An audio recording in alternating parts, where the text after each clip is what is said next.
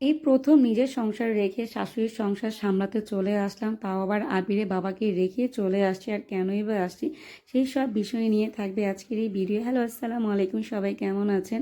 এখন বাজে সকাল 7টা, আর শ্বশুর বাসাতে ছেলের বউদের সকালই হয়তো ভোর 5টার থেকে, বাট বিয়ের পর আমার শাশুড়ি আমাকে একটা টাইম দিয়ে দিয়েছিল যে তুমি প্রতিদিন সকাল 8টা বাজে উঠবা। কিন্তু বিয়ের এত বছর পর সংসার আলাদা হওয়ার পরও যখন আবার সেই সংসারে আমি আর কি কাজ টাজ করতে আসছি, কিন্তু আমার সকাল 8টা বাজে ঘুম ভাঙছে। আমি তো খুবই অবাক হয়ে গেলাম, এটা কিভাবে হলো।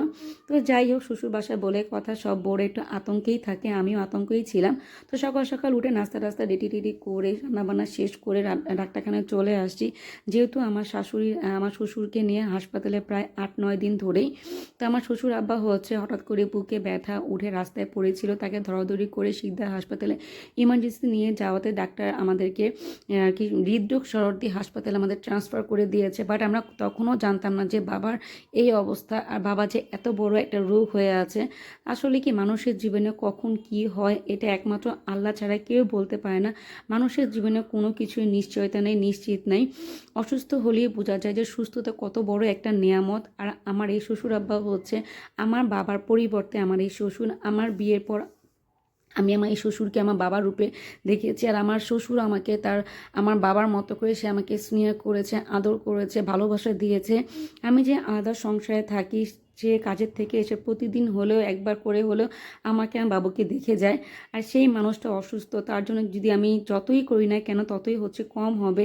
মানুষটা কি ছিল আর কি হয়ে গিয়েছে, অসুস্থ মানুষকে কতটা যে ক্ষতি করে, কতটা যে নিঃস্ব করে ফেলে, এটা একমাত্র অসুস্থ ব্যক্তিরাই বুঝে। আমার শ্বশুরই কিন্তু আমার শ্বশুর বাড়ির আর কি আমার শাশুড়ির সংসারে একটা বট গাছ। এখন সেই মানুষটাই নিঃস্ব হয়ে গিয়েছে, অসুস্থ হয়ে সে স্ট্রোক করেছে। তো যাই হোক, সে 8 দিন পর্যন্ত হাসপাতালেই ছিল, আর আমি এই 8 দিন পর্যন্তই আমার শাশুড়ির অনুপস্থিতিতেই আমার শাশুড়ির সংসারটা সামলিয়েছি। আমার 2 দেবরকে সামলিয়েছি, আমার নানু শাশুড়িকে সামলিয়েছি। আমার শাশুড়ি এত বছর পর আমার উপরে একটু ভরসা করে সে হাসপাতালে ছিল, কারণ এই মানুষটা একটু অন্যরকমই। আমি ওনার সামনেই বলি, আর আমার শ্বশুর আমাকে এত বেশি আদর করে, আমি সবার সামনেই বলি, এখনও বলতেছি, আমার শাশুড়ির থেকে বেশি আমার শ্বশুর আমাকে আদর করে। তো প্রায় 8 দিন থাকার পর শ্বশুর আব্বা যখন বাসায় চলে আসছে, তখন আমি আমার বাসার জন্য রওনা দিয়েছি। যদি আমার যেতে ইচ্ছে করতেছিল না, কিন্তু যেতেই হবে, যেহেতু আমি এখন আলাদা থাকি। আমার শাশুড়ি আমার শ্বশুর অনেক মন খারাপ করেছে, তারা ভাবতে পারেনি। আসলে কি সবসময় কিন্তু মানুষের মন মানসিকতা এক থাকে না, তারা একসময় আমাকে ভুল বুঝছিল, কিন্তু এখন যতই দিন যাচ্ছে তারা ততই আমাকে নিয়ে তাদের ভুল ধারণাগুলো দূরে সরে যাচ্ছে।